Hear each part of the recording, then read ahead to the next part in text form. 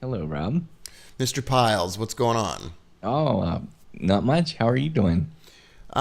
Pretty good. I've been off Ambien. I don't know if I told you that. No, so does that mean you've been sleeping less or better or You know, not? I gotta say, I was kind of afraid to get off the stuff, and it hasn't really been that bad. Oh, good. Congratulations I mean, then. I haven't slept in 8 days, Oh, no. Haven't you but I'm tried getting a this? lot of stuff done. What about taking honey at night? They say you're supposed to eat honey before bed Are you or serious? not watching The Wire before Is that bed. like a euphemism for something? Because Yeah, I've never heard that. that always helps. I take melatonin, which I laughed about for a long time. I don't know. I'm sure that with all the traders in our audience, there's got to be others who are insomniacs. But uh, Jim from Atlanta once sent me something for sleep. It's been a while. I don't remember what it was. Super helpful. And that started me on this pattern of trying to get off of it. And then I just couldn't, Jason, I just couldn't break the habit. And then recently I just ran out of Ambien. So Well, I heard that long-term exposure to Ambien will help you use 100% of your brain. did you see Lucy, the movie?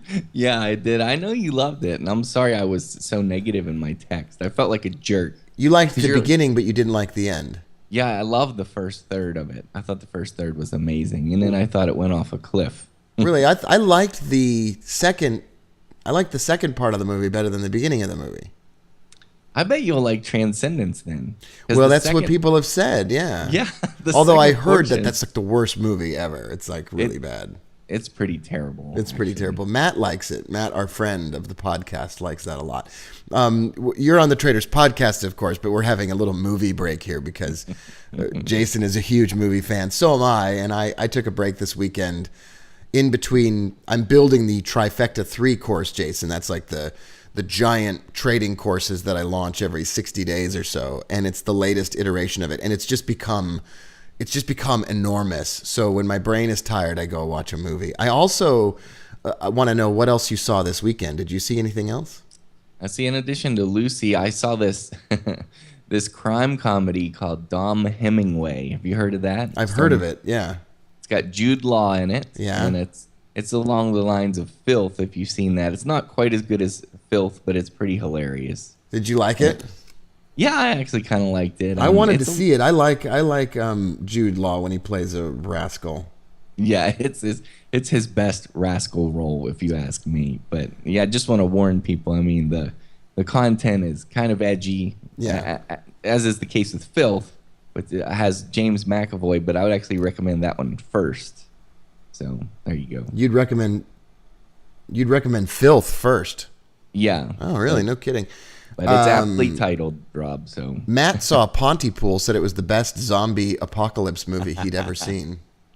yes, I'm so excited. Thanks, And man. I saw Snowpiercer, Yeah. which was like the book Wool for those of you that are science fiction fans. It's like the book Wool mixed with The Matrix, with a little, as our friend Matt says, a little pinch of Elysium mixed in. Yeah. I like liked that it. one. I liked it. I thought it was a good movie. I can't really figure out what I think about it and how it ended, but I liked the movie. Yeah, it's a good time. I think people should definitely check that out if they're sci-fi fans. Yeah. I saw Dawn of the Planet of the Apes last week, Okay, tell me. and have we spoken since I saw that? No, I haven't heard your thoughts. I didn't really care for it. I had a hard time with it. It was hard for me to watch the apes talk. That was hard for me. I see. I had a hard time. I have a hard time when certain people talk, so it shouldn't be a surprise. Right. That's really funny, Rob. And I want to see Boyhood. Have you heard about this movie? It took a guy 12 years to Yeah. make. Yeah, I haven't seen that yet, but I'm excited about it actually. I think It I'm going to go reminds try to see that this week. It reminds me a lot of the concept of the Up series, the Up documentaries, where Right, they film yeah. those kids every 7 years. Yeah. It's neat. I got into Halt and Catch Fire from AMC. Okay. I did a ton of work this weekend, so it sounds like I just sat around watching TV and movies, but I was working for like 18 hours a day, and in between I would watch episodes. And then I want to see Guardians of the Galaxy. It didn't appeal to me when I first saw the previews, but now I'm kind of interested in it. So I'm going to see James Brown's movie instead. Get On Up. Get On Up. I don't know if I'll be seeing that. I don't know. I know everybody says that to me. Everybody's saying, I'm seeing Guardians. I'm not seeing the James Brown movie. But I'm like, Godfather of Soul, hardest working man in show business. Come on, guys. Who plays James Brown? Oh, man. What is that actor's name? I forget. The same guy who played Jackie Robinson in 42. Okay. Great actor. All right. Yeah. All right. Well, there you have it. That's the Traders Podcast movie review section.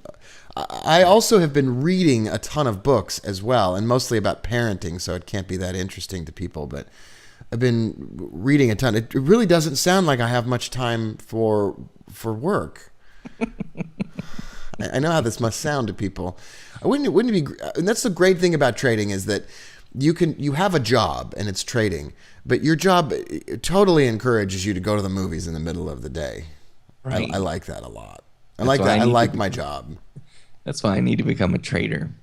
I want you to become a trader. I would like that very much. I would like nothing more than that. Do you know what I'm worried about the most, though? I want to know what you're worried about the most. Honestly, I'm worried that it will ruin my portion of the podcast if I'm a trader, because if I do anything right, it seems like it's my cluelessness that's helping. But now, if I learn anything about trading, then I just might be just a lame duck over here, Rob. I don't know. I don't even know why you would say that. I don't know, because I don't know. People seem to, at least in the past, listeners have said that it's because I'm not a trader that sometimes when I say things, it hits them a certain way. So it's that perspective. So then, what if I ruin that cluelessness that I have? Well, all progress is invited. I think our listeners after 270 plus episodes would be willing for you to give it a shot. I think that okay. I think that they would be perfectly willing to have you go for it. I don't think there'd be any problem with that whatsoever. I think you should probably. I think we're coming up on a time when, as part of the podcast, there needs to be the great Jason trading experiment. Yes. I agree. I mean, I'm up for it. I really am. I think it could be. It makes me wonder. I mean, is growth important at all? Number one, and is progress important as a trader, or does trading reward a lack of ambition and a lack of progress? I wonder about that. I don't know if it's true, but there's a certain tension that in trading, when you stretch too far, you become. You go outside the bounds of what you know pretty well, and you can get yourself into trouble. And that search for different or new can be problematic. And then the other perspective is that staying within the bounds of what you've always done may stop working. There's always this fear that your trading system is going to stop working. And I think that trading systems and routines are very much like computers, that you want to use them for as long as possible. And there's no reason that a pretty basic, plain computer, there's no reason that can't work for a long, long time for a trader. You don't probably need the latest and best equipment, which is going to be a topic of today's podcast. But I've been pretty much frothing at the mouth, Jason, for a faster, newer computer. And I went to bed last night and I thought to myself, there's no reason why I couldn't just use the money that I would spend on a new computer on a trip to New York or something. I don't actually need a new computer. And it's the same way with the trading system. I don't need a new trading system. I might need to dive farther into the particulars of the trading system that I love the most and that I use all the time. But I don't think there's really it's kind of backwards in our society today. It's always about progress and mergers and getting bigger and reducing costs and endless amounts of ambition. And I don't know. I mean, weren't there times in our isn't there another way to look at this? Right? It's like Sweden. It's like Sweden has a huge like tax rate, right? They tax people the most. All of our listeners who are conservative are welcome to express their opinions. Our podcast is open to other opinions, but you look at a place like Sweden and everybody is super happy. The homicide rate is practically nil. A show like Homicide would do very poorly there. There would not be that many homicides per week. Anyway, they're super happy, and I mean, there's basic income equality. This has been on my mind a lot, Jason. This hunt for progress, or this American ambition. Well, this is a golden question, I think, Robin. I hope the listeners will forgive me if I mischaracterize, but I really feel like I've been getting this, as I read through the comments and stuff, I do think that there is this golden question there about, how long should we be consistent? For example, like I've read where traders have criticized people who change their systems frequently, and some people say keep the same system just once, and that's it, and be consistent. But over like 20 or 30 years of trading, I mean, how long are you expected to maintain exactly what you're doing and for that to work? Yeah, like how much variety are we talking about here? Like if you're married to the same person for a number of years and you don't change anything about the way that you act, I think that could be a problem for your marriage. If you change too much, that you're going to get divorced. There's a tension, and I think we're uncomfortable with that gray area because that gray area means that there's so much responsibility in our own hands and it can't be reduced to a rule. And I think that a lot of people are uncomfortable with that. I go back to what Sean is doing, inventory trading. And for those of you unfamiliar with the concept, I'll give you just the briefest of definitions and then share with you what I think. Sean and I and some others think of trading in terms of inventory, that you run a warehouse, you bring in inventory. That inventory is financial instruments at a price that you think you can put it on the shelf at and then get rid of it as soon as possible. And the goal with inventory is to move your inventory, not get stuck with old parts for very long. And Sean's goal is to cycle through his inventory, and he's making a spectacular amount of pips or points in the market, which add up to be gains that have been better than what he's ever done before. And Sean is quickly becoming sort of a phenomenon in our little circle of friends that talk about it, because he's consistently implementing something that is working and is very robust and it's hard to break. Now, I don't think Sean's doing it today in exactly the same way he was doing it 2 months ago, but I think the concept, the base concept has remained the same. He's an inventory trader, and he might over time use a variety of methods for bringing in his inventory and getting rid of it. But the foundation's going to remain quite the same. And if he were to go out and say, now I'm a quick stop out trader, that could be a problem. And I think one of the problems getting started in trading, Jason, one of the things that's so overwhelming is that you could do it in 1,000 different ways. So which way are you going to do it? Yeah. And then once you start doing it in one particular way, it's so enticing to look at another way to do it. And one of these features of Matt or Sean or Greg, our friend who came on the podcast a long time ago that could see the future. That's kind of an enticing. Anyway, one of the characteristics of those individuals is that they got kind of uninterested in other systems, in the same way that a happily married person stays married under pretty much the same framework. If you liked comic books when you got married, you probably like comic books later on. But if you don't, that's probably not a big deal. Yeah. But when you got married, you liked this one person, and if you started liking other people, that's going to be a problem. Right. Well, I mean, for most marriages, and right. I think there's an analogy there that's really appropriate, that you need to settle down as a trader, and it's not going to be the perfect system. I mean, this is coming from me. I'm terrible at all of the things that we're talking about. I change my system like once a year, and I'm not married anymore. So I really am not the person to listen to here. But I'm trying. I mean, I'm trying this with my trading, And the more I do this with my trading, the better I do as a trader. And I do this in my relationship with my children. You want to be a fixed point in time and space for your children so they can depend on you and you're predictable and whatnot. And I'm trying to read a lot about those subjects. And I find a lot of peace and happiness as a trader when I'm focused. It's just that way. That's just what it is. And I think people don't equate trading with the search for happiness, but they are connected. Nice.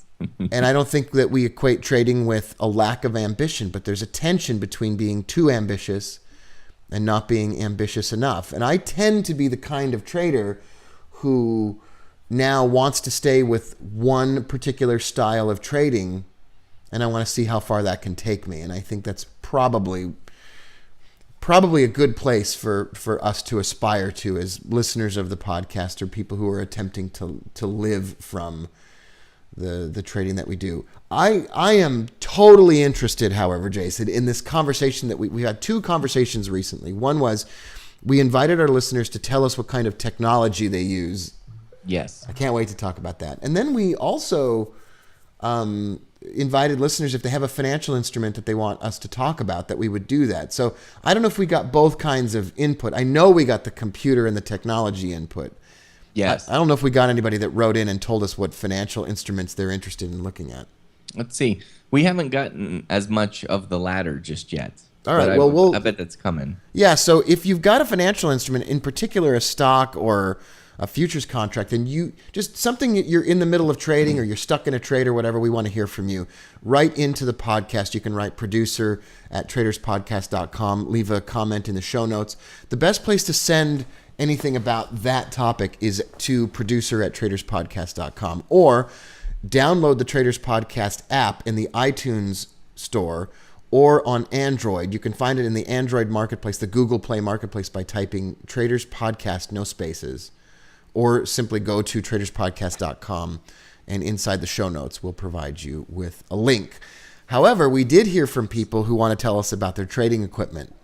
Yes, we sure did. And for example, this first email comes from Dr. Valenzuela, and he writes, "Dear producer, I like to be mobile because of my work as a physician. It is not restricted to an institution or an office. So I have no time to stay many hours in front of a computer, so I have little time to market or Forex analysis. So I like to be mobile, and this is a few of the technology gadgets that I like to use. iPhone 4, programs, FXCM TS2 mobile app, MT4 mobile app, laptop PC, a Dell, programs, FXCM MarketScope, FXCM MT4, Chrome browser. Usually when I travel, I have time to carry my laptop, so I trade or follow my trades with my iPhone. In other instances, I carry on my laptop and share my internet signal from my iPhone to the laptop." I agree with Rob. He says he agrees with you, Rob, that sometimes I want to be full mobile, and I agree that sometimes in the future I'll use iPad or the Chrome tablet. Yeah, right. Dr. Valenzuela. Fernando Serious. Valenzuela. He was a pitcher for the Los Angeles Dodgers back in the 80s. He was a big, giant guy. I don't know if this is the same guy. If this is the same guy and he went and got a medical degree, then that's awesome. Probably not. Dr. Valenzuela, thank you for writing. That's kind of cool. iPhone 4, sharing the internet connection, trying to go more mobile. I think that's going to be a theme, Jason. Yeah, I think so too. And then we got another comment here from Corporal Forex. Boy, everybody with their titles is so impressive. Wow. It says, "I run the MetaTrader 4 platform on an ASUS desktop. Asus. Thank you. Asus desktop computer with RAM maxed out. And for graphics, my card is an AMD Radeon Yeah. 7850. Sorry if I'm butchering this stuff. But the OS is Ubuntu 14. Wow, he's running Linux. Wow, Yeah, so Linux, Jason, is the third operating system. That's crazy. I've never heard of a trader running Linux. So he's maxed out the RAM, which means he's got 16 or 32 gigs of RAM, and he's running Linux, which is a really light and it's got a lot of dexterity for an operating system, so everything's going to run really quickly. What else is he doing? Well, he says this is where the plot thickens. I love this conversation. It's cool. He says the first thing I had to do was to get a Forex trading demo account up and running on my desktop before I could even think about committing to any particular broker, since most platforms are designed to run on Microsoft Windows, and getting platforms to run can be very tedious. Right. And he says Wine, W-I-N-E, is the MS Windows emulator that I use to run the trading platform, which works okay by itself, but I found that installing MetaTrader 4 through Play on Linux worked better. What is it? Let's go. I'm super into this. Now I'm fully geeking out right now. Okay. What did he do in the second one? Okay. He said he found that installing MetaTrader 4 through, it's called Play on Linux, or POL. He says that worked better. And he said POL is basically a GUI, or they say GUI, I think. GUI, yeah. For Wine, geared for gaming, which brings in many more configuration options.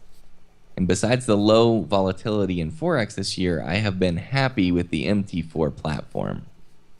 So he's pretty much unhappy with the volatility. I hear this all the time, although this has been, for traders who trade together with me, this has been the golden age of happiness. We've just been loving it. It's like it's like Jesus has returned to the earth and the lambs and the lions are lying down together. You can never get stuck in a trade that doesn't come back. The market just goes back and forth. So we keep trading these divergence setups back and forth. And I want to go out and buy a top of the line computer and run Linux and POL. I just think this is absolutely remarkable. What else? Does he have anything more to say? That was it from Corporal Forex. Corporal Forex, thank you. I love this stuff. I want to see a picture of that computer. Can he send a Corporal Linux, Corporal Forex? Could you please send us a picture of that setup and let me know how much RAM you're running in that computer? See, I knew a computer whiz like you once, Rob, and this is when I first heard of Linux, and I said, so what is Linux? He's like, don't ask. You don't want to know. It's too complicated. But I know that a lot of people are really good at that stuff. So. Well, it does everything that any operating system would do. It gives you browsers and gives you programs, and you just have a desktop, and off you go. You can run it from a little drive, though. You can put the whole operating system on a little thumb drive.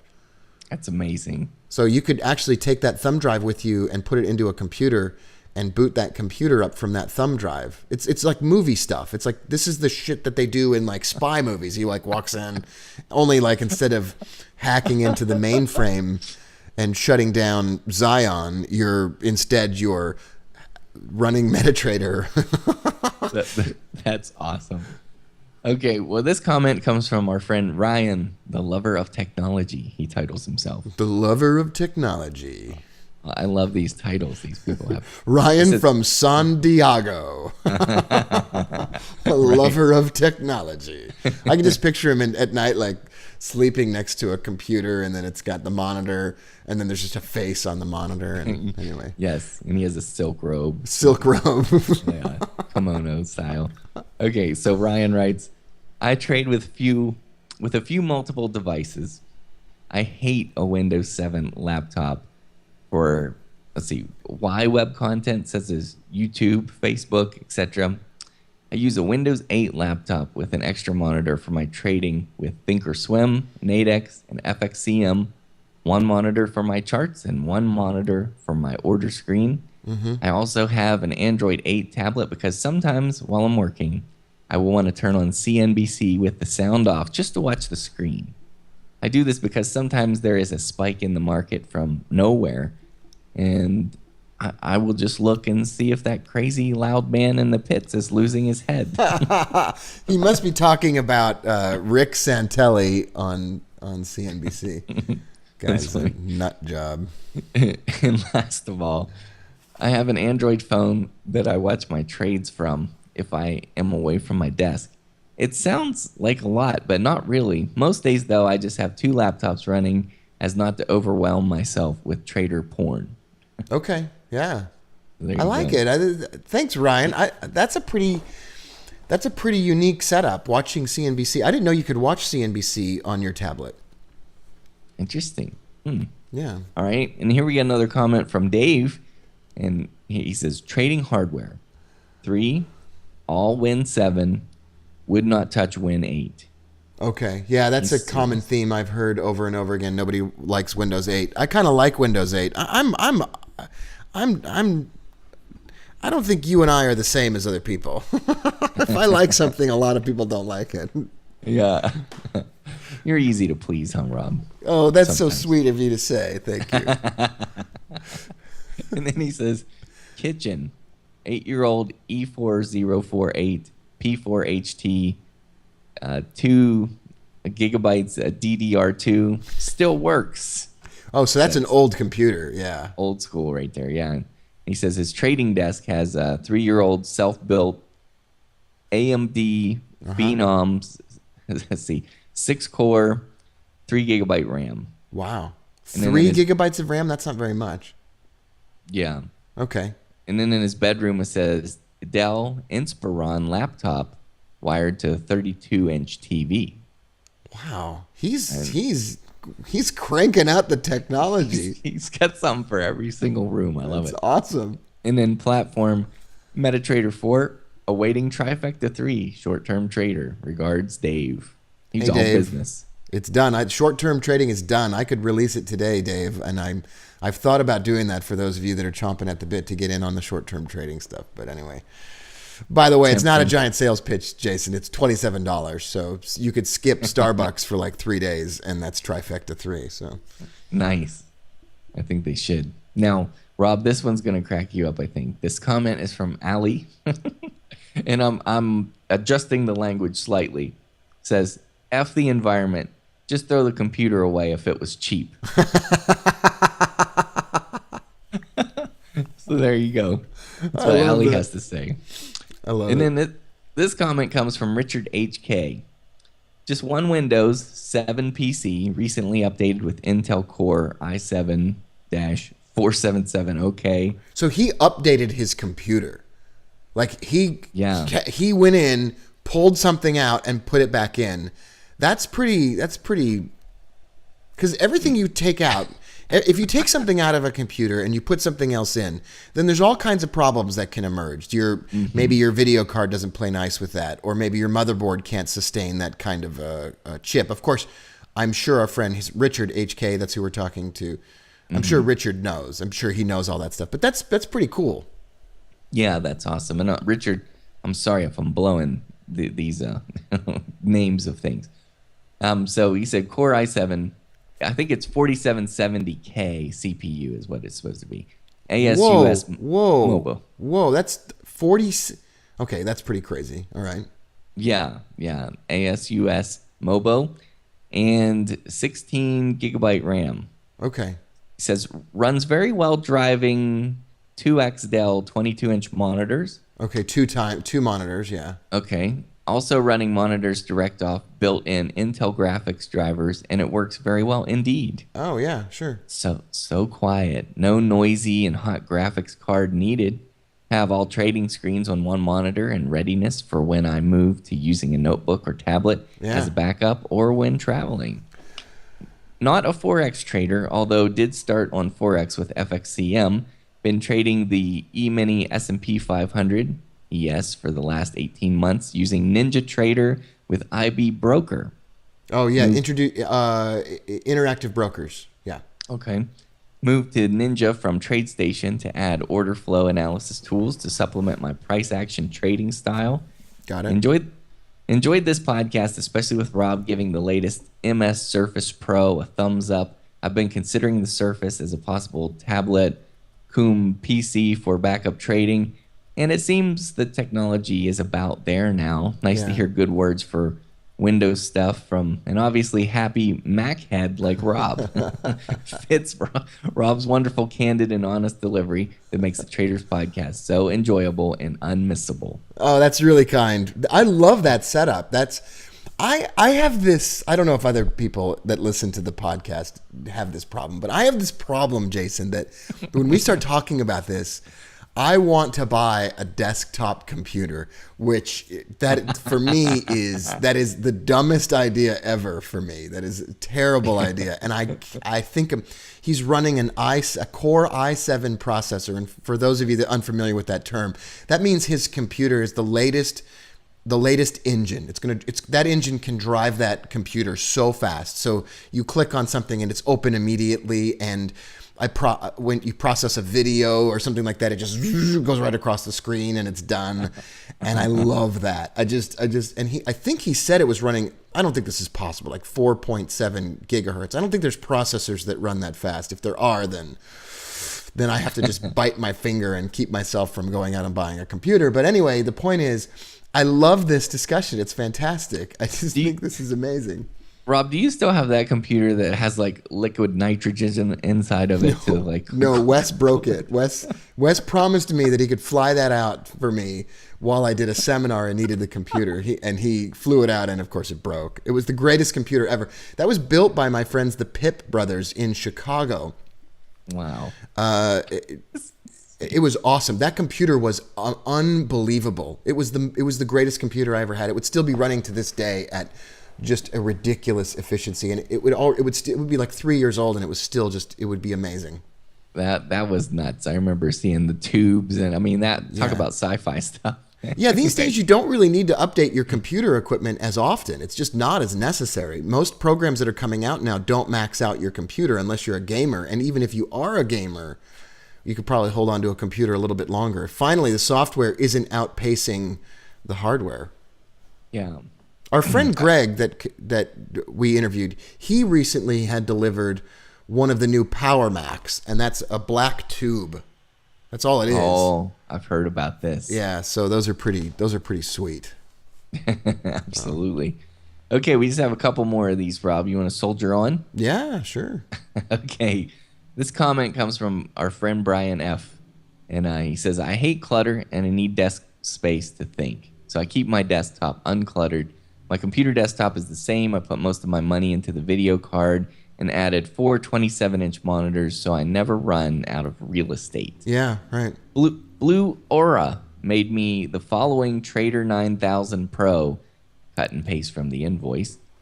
I don't know this guy, but he's a one-man business and he builds quality machines at great prices, lifetime warranty.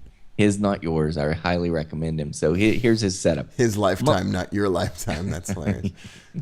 That's awesome.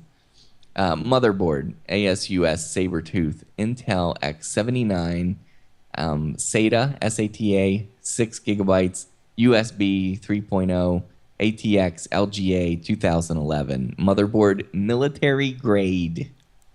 Not messing around, Rob Booker. And then processor, Intel Core i7 3820, 3.6 gigahertz. Oh my gosh, that's fast. And that's 3.6 gigahertz. 3.8 gigahertz turbo boost, he has in parentheses. Quad core Sandy Bridge E. Okay. Yeah. CPU Cooler Master Hyper 212 EVO. Dual ultra quiet 120 millimeter fans and direct contact heat pipes. System memory. He's got like heat pipes pumping out of that thing. Does it look like a hot rod? It's awesome. I love this computer. Though with Brian F, right? Well, you can't always tell. I love it. I love it. I love this computer. 3.8. I imagine I would already be done processing videos. I don't know. I'm super jealous. All right, keep going before I get mad. System memory, 32 gigabytes, 4 times 8 gigabytes, right? 32 gigs of RAM? Man. System memory, yep. DDR3, 1600 megahertz, Kingston, 4 8 gigabyte sticks. Okay. Yeah. Power supplies, 620 watt Seasonic Bronze, 80 plus certified with active PFC ultra quiet. I love listening to you talk about this technology. I know I'm butchering it. It's embarrassing. No, it's not that you're butchering it. It's that you're trying to be so careful with it. It's so good. A video card, 2 times NVIDIA, NVIDIA? NVIDIA, Maybe? yeah. Okay. GeForce GT 640, 2 gigabytes, 6 monitor support. Case Cooler Master CM692, mid tower, new design, front panel USB 3.0 ports. And then primary hard drive, 120 gigabytes. Intel 520 series MLC, internal solid state SSD, SATA 3, 6 gigabytes. And then additional hard drive, Rob, 500 gigabytes SATA 3, 6 gigabytes, 7,200 RPM hard drive. Yeah. Sound card, Realtek 8-channel high-definition audio, optical drive number 1, light on, 24x DVD/CD burner, SATA, network onboard, 10/100/1000 megabytes or Gigabyte. Let's see, Mbps. Yeah, megabytes per second. Yeah, that's the Ethernet cord in the back, and the hard drive. He's running a solid state drive, which is smaller, and that's a flash drive. That's a drive that doesn't have a spinning disk, and it can access information much more quickly. So all the brand new laptop computers that are very small have solid state drives. They can access information very quickly, and there's no spinning disk, so it's very quiet. His other drive in that machine is 500 gigabytes, and it's a spinning disk, but it's spinning at 7,200 RPM, so it's very fast, and it can access information really quickly. Wow. I found that pretty interesting. That's amazing. And that one ends with gigabyte LAN port. And then case fans, he's got quiet case fans, at least 4 fans, 120 millimeter or Right. higher, depending on the case. And then finally, his accessories, CyberPower 600W, UPS power backup plus surge protection. Well, that's a nice computer. That's a nice computer, Brian. That's sweet. So that was one computer, Rob. That's not a whole room full of things. That is not a giant mainframe computer. Wow. Dave. That's impressive. Dave. Sorry. Dave. HAL 9000. Yeah. Okay, and this one comes from Derek in the UK, and he says, Dear Rob and Jason, many thanks for reading my email out on podcast 271 and for Rob's very useful advice and insights. This really helped me, and I'm certain will help many others too. I'm going to research the VPS option further for a totally mobile option. I had not previously considered the Surface tablet option for running TradeStation native, but this makes sense too, especially with a version 3 coming out shortly. The TradingView.com web-based charting system was also a great suggestion. Thanks again, guys. Really enjoyed the show.